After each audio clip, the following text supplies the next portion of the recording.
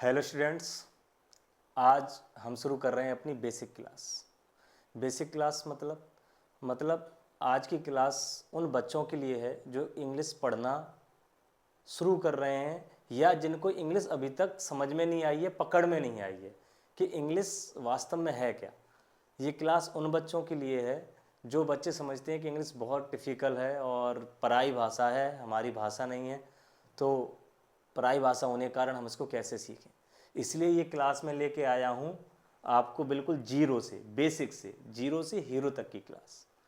Hero तक इसलिए कह रहा हूँ कि जब हम बेसिक से सीखना शुरू करेंगे तो हमको सीखना भी सरल हो जाता है और उसके बाद हमको और चीज़ें भी समझ में आने लग जाती हैं, तो और टिपिकल चीज़ें भी हम बड़ी आसानी से सीख जाते हैं क्योंकि हमारे बेस क्लियर है।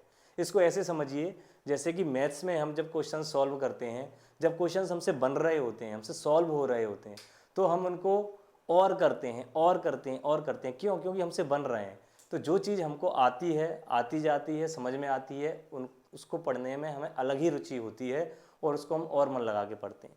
तो मेरा ये उद्देश्य है कि बिल्कुल बेसिक इंग्लिश से आपके पास तक ऐसी इंग्लिश जाए जो आप बिल्कुल बेसिक से समझ लें, जिससे आपको बिल्कुल इंग्लिश में दिक्कत ना हो। तो शुरू करते हैं। ये लगभग 10 मिनट या 15 मिनट की क्लास होगी। इस क्लास में हम स्टार्टिंग से बात करेंगे कि इंग्लिश की स्टार्टिंग क्या है।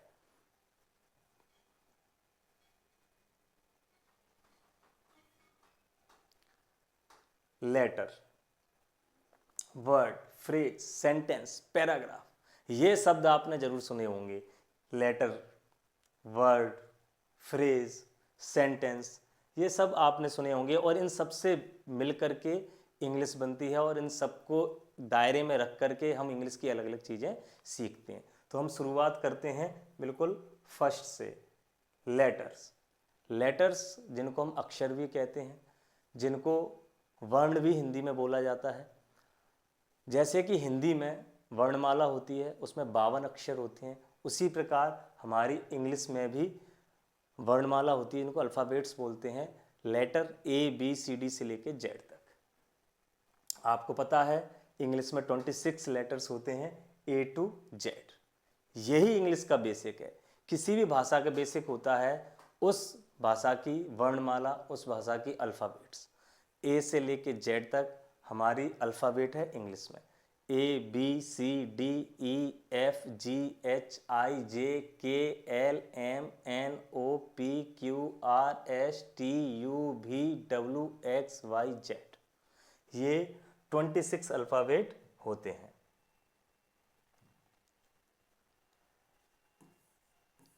अच्छा, इन 26 अल्फ़ाबेट में हम एक चीज़ और पढ़ लेते हैं आज कि स्वर और व्यंजन। स्वर, स्वर को इंग्लिश में बोलते हैं वोवेल्स और व्यंजन को कहते हैं कॉन्सोनेंट।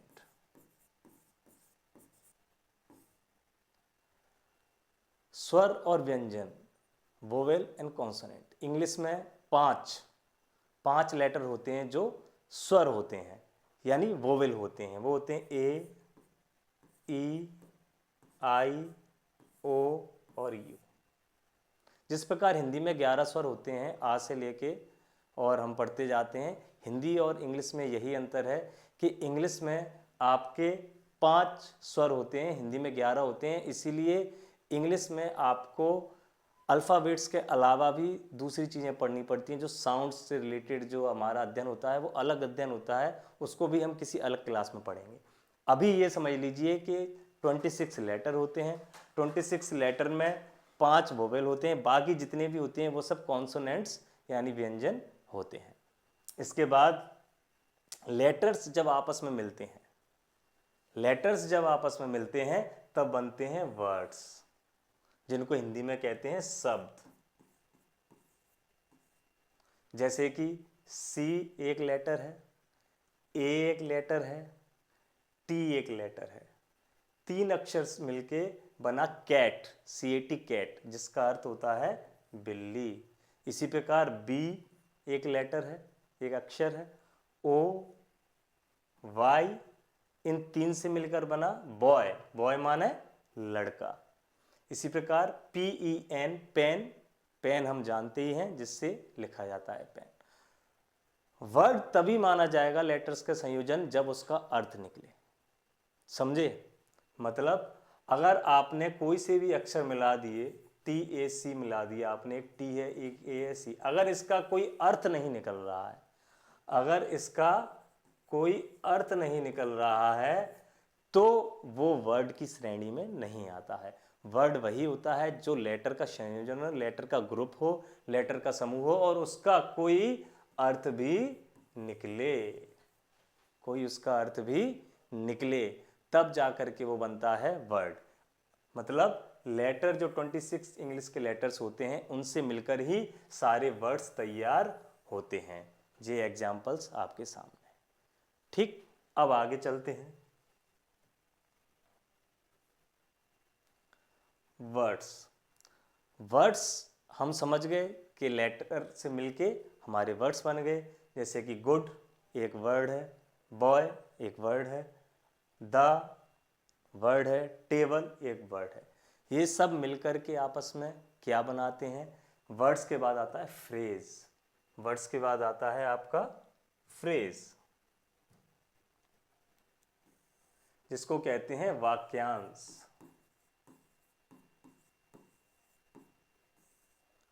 वाक्यांश यानी कि वाक्य का अंश। अगर आप इसको तोड़ के लिखेंगे तो क्या लिखेंगे? वाक्य प्लस अंश, वाक्य के अंश, वाक्य का हिस्सा, उसको कहते हैं फ्रेज। यानी शब्दों का वो समूह जो पूरा वाक्य ना होकर के वाक्य का हिस्सा है, उसको कहते हैं हम फ्रेज। जैसे कि ए गुड बॉय, ये अर्थ देता है लेकिन पूरा कंप्लीट अर्थ नहीं देता है, इसलिए ये फ्रेज हैं। एक अच्छा लड़का, ऑन द टेबल मेज पर, इन द रूम कमरे में, ये देखिए आप, ये अर्थ दे रहे हैं लेकिन अर्थ कंप्लीट नहीं है, पूर्ण नहीं है, इसलिए ये फ्रेज हैं, वाक्यांश हैं, वाक्य के हिस्से हैं, वाक्य के अंश हैं। समझे? इसके बाद आगे बढ़ते हैं हम। सेंटेंस, सेंटेंस माने क्या होता है? वाक्य।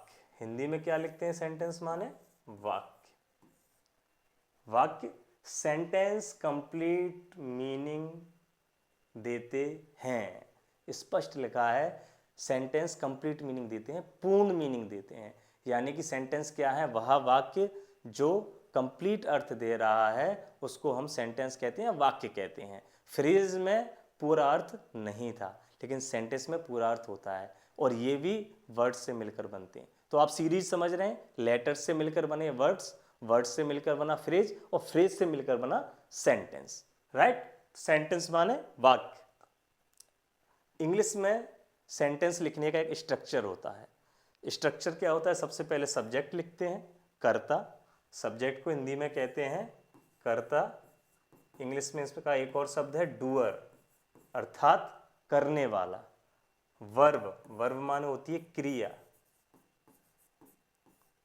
क्रिया मतलब जो भी काम किया जाता है। हिंदी में इसमें शब्द के अंत में ना आता है, जैसे खाना पीना, उठना बैठना, सोना जागना, ये सब वर्ब होते हैं। और आखिरी में आता है ऑब्जेक्ट, SVO। ये इंग्लिश में सेंटेंस लिखने का एक तरीका है, एक पैटर्न है। इसी पैटर्न को हमेशा फॉलो किया जाता है सेंटेंस लिखने के लिए, शुरुआत इसी से होती है। तो ये हो गया ऑब्जेक्ट, ऑब्जेक्ट को हिंदी में कहते हैं कर्म। तो इंग्लिश में सेंटेंस कैसे लिखते हैं? Subject, verb, object. जैसे कि मैं बोलूं वह एक अच्छा लड़का है, वह एक अच्छा लड़का है, तो यहाँ कर्ता कौन है? वह, he is a good boy. ये कंप्लीट अर्थ दे रहा है कि वह एक अच्छा लड़का है, इसलिए ये सेंटेंस है और शब्दों से मिलकर के बना हुआ है, यानी कि शब्दों का समूह है और कंप्लीट अर्थ दे रहा है। तो यही सेंटेंस की परिभाषा होती है, जो कंप्लीट अर्थ दे और शब्दों से मिलकर बने, जिसमें फ्रेजेस भी होते हैं, तो उनको कहते हैं हम सेंटेंसेस। वह एक अच्छा लड़का है, और इसमें सब्जेक्ट, वर्ब, ऑब्जेक्ट के फॉर्मेट में लिखा गया है, subject, verb, object, right? Sentence के अंतर्गत और भी काफ़ी चीज़ें आती हैं, वो हम जब सेंटेंस को डिटेल में पढ़ेंगे तब आगे पढ़ेंगे। अब आगे बढ़ते हैं। मोर सेंटेंसेस, कुछ और उदाहरण देख लेते हैं हम सेंटेंसेस के। आई एम ए स्टूडेंट, मैं एक छात्र हूँ। सी इज इन द रूम, वह कमरे में है। The book is on the table, किताब मेज पर है। ये तीन हमने उदाहरण देखे। तीनों उदाहरण में हमको पता चल रहा है सेंटेंस कंप्लीट है, पूर्ण अर्थ दे रहा है और शब्दों से मिलकर के बना हुआ है, वर्ड्स से मिलकर के बना हुआ है, और वर्ड्स मिलकर बने हुए हैं आपके लेटर्स से। तो बेसिक फिर से दोहरा रहा हूँ, सबसे पहले लेटर से मिलकर वर्ड्स, वर्ड्स से मिलकर फ्रेज, फ्रेज से मिलकर के सेंटेंस। इस प्रकार से इंग्लिश की शुरुआत होती है और इसका लिखने का पैटर्न होता है subject plus verb plus object. शुरुआत यहीं से होती है। इस इतनी चीज़ पकड़ के चलेंगे तो हमको इंग्लिश समझ में आने लग जाएगी। सेंटेंस, जब हम ज़्यादा सेंटेंसेस लिखते हैं तो ज़्यादा सेंटेंसेस लिखने के बाद वो बनता है पैराग्राफ। क्या बनता है? पैराग्राफ, जिसको हम कहते हैं अनुच्छेद। हिंदी में अनुच्छेद कहा जाता है पैराग्राफ। पैराग्राफ क्या है? सेंटेंस का ग्रुप, सेम टॉपिक, इस बात पे ध्यान देना। सेम टॉपिक यानी जिस टॉपिक से रिलेटेड हम लिख रहे हैं उसी टॉपिक पर अगर आप सेंटेंस बनाते चले जाएंगे, लिखते चले जाएंगे, तो उसको कहते हैं पैराग्राफ।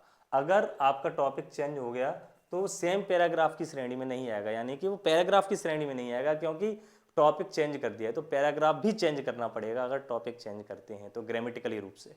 ठीक है, एग्जाम में पैराग्राफ राइटिंग इंपॉर्टेंट है। हमको पता है कि आपका जो ऐसे आता है वो 5 नंबर का आता है, और 10th क्लास में भी और 9th क्लास में भी उसमें अथवा में पैराग्राफ राइटिंग आती है, वो भी 5 नंबर की आती है। तो पैराग्राफ राइटिंग भी वेरी इंपॉर्टेंट। और पैराग्राफ राइटिंग कब सीखेंगे? जब हम सेंटेंसेस सीखेंगे। और सेंटेंसेस कब सीखेंगे? जब हम लेटर्स और वर्ड सीखेंगे, यानी कि मीनिंग्स, वोकेब हमारी स्ट्रांग होगी। ठीक, ये आपका बेसिक है। मेरा उद्देश्य है कि आपकी इंग्लिश आसान हो। बेसिक से चलेंगे और एक एक क्लास अगर आप पढ़ते जाएंगे तो आपको दिक्कत नहीं आएगी। पैराग्राफ का एग्जाम्पल देख लीजिए आप। पैराग्राफ मतलब क्या? पैराग्राफ मतलब सेंटेंसेस का ग्रुप, सेंटेंसेस का समूह, same topic. My name is Rahul, मेरा नाम राहुल है। आई एम ए स्टूडेंट, मैं एक विद्यार्थी हूँ। I study in class 10th, मैं कक्षा 10 में पढ़ता हूँ। आई लाइक इंग्लिश, मुझे इंग्लिश पसंद है। यानी कि यहाँ पर बात हो रही है किसकी? राहुल की। किसकी बात हो रही है यहाँ पर? राहुल की। राहुल स्टूडेंट है, राहुल क्लास 10th में पढ़ता है और राहुल को इंग्लिश पसंद है। राहुल की बात हो रही है, सेम टॉपिक चल रहा है, इसलिए ये पूरा एक पैराग्राफ का उदाहरण है। ये एक पैराग्राफ है, राइट।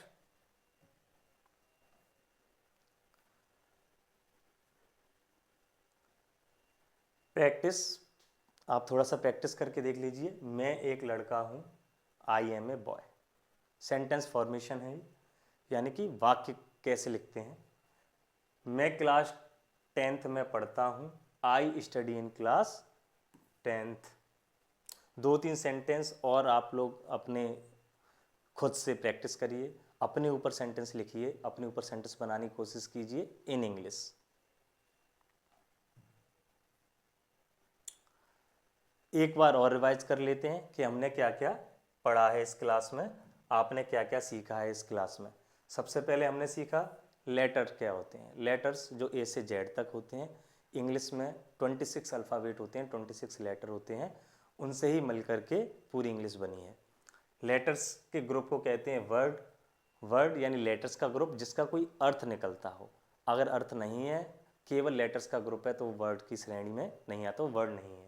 वर्ड से मिलकर बनता है फ्रेज, जिसको हिंदी में कहते हैं वाक्यांश, वाक्य के अंश, वाक्य का हिस्सा। और इनसे मिलकर के बनता है सेंटेंस। सेंटेंस माने वाक्य जो कंप्लीट अर्थ देता है, पूर्ण अर्थ देता है। और सेंटेंसेस से मिलकर के बनता है पैराग्राफ, जो हमने पढ़ा था कि राहुल के बारे में ही बात चलती जा रही है। इस प्रकार आप पढ़ेंगे तो इंग्लिश आपकी इजी हो जाएगी। ये बेसिक क्लास है। इस बेसिक क्लास 9th के लिए, 10th के लिए, 11th या इवन जो मिडिल स्कूल के छात्र हैं उनके लिए भी बहुत बेनिफिशियल है। बिल्कुल बेसिक, आपको समझ आएगा कि इंग्लिश कहाँ से शुरू होती है। और अब आपको क्या करना है, आपको रोज़ कम से कम 10 मीनिंग याद करने हैं इंग्लिश के, जिससे आपकी समझ बढ़ेगी। कोई भी भाषा अगर आपको सीखनी है, जापानीज़ सीखनी है, तो जापानीज़ भाषा में भी 3 प्रकार से जापानीज़ लिखी जाती है। हिरागाना, काताकाना करके है। फ्रेंच है, फ्रेंच के भी अपने अल्फ़ाबेट हैं। कोई भी भाषा सीखी जाए, हिंदी है, हिंदी के अल्फ़ाबेट है, संस्कृत है, उसके भी अक्षर हैं। आप उनको अगर पढ़ोगे, सीखोगे, बेसिक से सीखोगे, तो आपको निश्चित तौर पर बहुत आसान होगा। और इसी प्रकार से हम क्लास 9th को भी आगे लेके चलेंगे। क्लास 9th में जो बच्चों को ब्रिज कोर्स आता है, उस ब्रिज कोर्स को भी हम कंप्लीट कराएंगे। और क्लास 10th में पहले lesson a letter to God से हम शुरुआत करेंगे। ये आपके लिए बिल्कुल बेसिक एक वीडियो है, ग्रामेटिकल। Thank you students.